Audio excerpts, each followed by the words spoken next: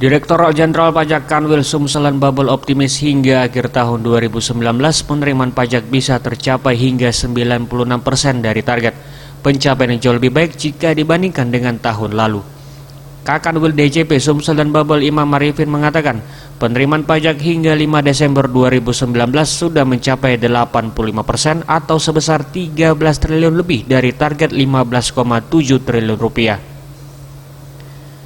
Diakui Imam, optimalisasi penerimaan pajak tahun 2019 terbantu oleh timah yang ada di Babel, sebab pemerintah daerah Babel tahun ini sudah membereskan administrasi timah.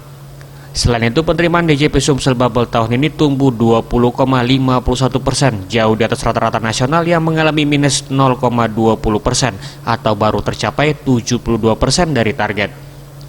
Membaiknya penerimaan pajak tahun ini sangat diapresiasi pemerintah pusat, di mana jika dilihat pada pertumbuhan ekonomi justru mengalami penurunan. Kondisi ini karena sektor unggulan Sumsel sejauh ini masih belum mengembirakan. Karet dan sawit belum optimal, sementara batu bara sendiri meski harganya naik tapi belum signifikan.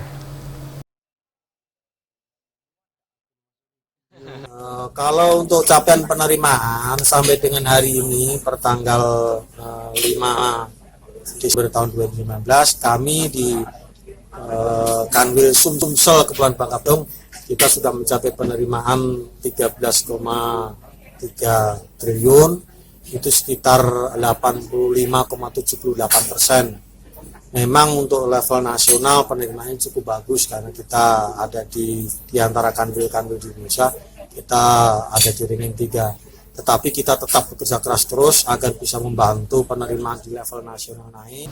Tim Liputan Sriwijaya TV.